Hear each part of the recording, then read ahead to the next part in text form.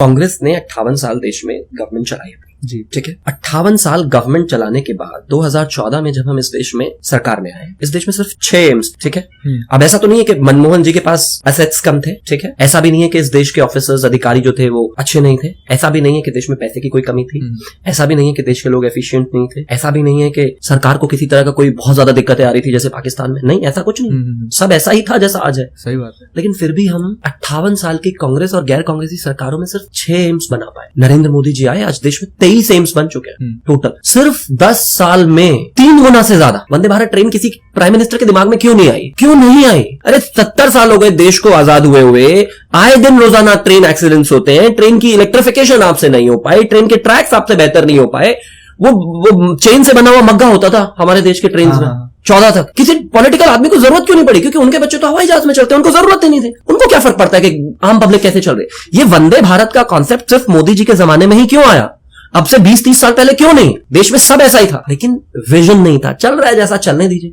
Bullet train अभी मुंबई से अहमदाबाद का पूरा जो ट्रैक है ऑलमोस्ट हो गया है। उसके बाद इस वाली टर्म में वो बुलेट ट्रेन भी चल जाएगी। क्यों नहीं ला सकते थे हम बुलेट ट्रेन? भाई क्या था ऐसा इस देश में? किस चीज की कमी है? लाखों करोड़ के अरबों के घोटाले हो सकते हैं, लेकिन आम जनता को फैसिलिटी नहीं मिलेगी। क्यों नहीं मिलेगी भाई? कमाल बात होगी। क्योंकि विजन नहीं था।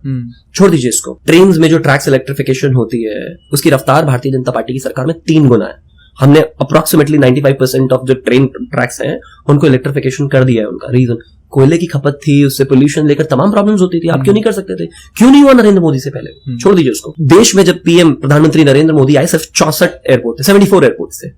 अब 143 है भाई। मतलब आप पूरे अपने 70 साल का लगा लो और एक आदमी के 10 साल का लगा लो। वो ज्यादा है। क्यों नहीं था ऐसा पहले? क्योंकि लोगों को क्या फर्क पड़ता है? आदमी आ रहा है दिल्ली से 200 किलोमीटर दूर से फ्लाइट पकड़ने क्योंकि उसको 500 किलोमीटर जाना है। कोई फर्क ही नहीं था। इस देश में 1947 से 2014 तक 98,000 किलोमीटर नेशनल हाईवेज हुआ करते थे, ठीक है। आज 1,48,000 यानी कि 1,48,000 किलोमीटर नेशनल हाईवे है। क्या जादू है भाई प्रधानमंत्री नरेंद्र मोदी में? ऐसा नहीं है कि कुछ मतलब उनके पास वो चिराग घिसते हैं और वो सड़क अपने आप बन जाती है। नहीं, सब कुछ वही है इस देश में। इंटेंशंस की बात है। इंटेंशंस की बात है। किसी को करना नहीं था, फर्क ही नहीं पड़ रहा है। अरे क्या फर्क पड़ता है? सड़कों पर भीड़ है, क्या फर्क पड़ता है? नेशनल हाईवेज नहीं है, क्या फर्क पड़ता है? गांव में इलेक्ट्रिसिटी नहीं है। हम जब 2014 में आए देश में 18,000 गांव ऐसे थे जहां जीवन में कभी बिजली पहुंची ही नहीं थी। 18,000। 70 साल हो गए हमें आजाद हुए। 18,000 गांवों ने बिजली का बल्ब नहीं देखा था। कैसे हो रहा है? ऐसा नहीं है कि पहले पीएम नहीं थे, सब कुछ था, विजन नहीं था।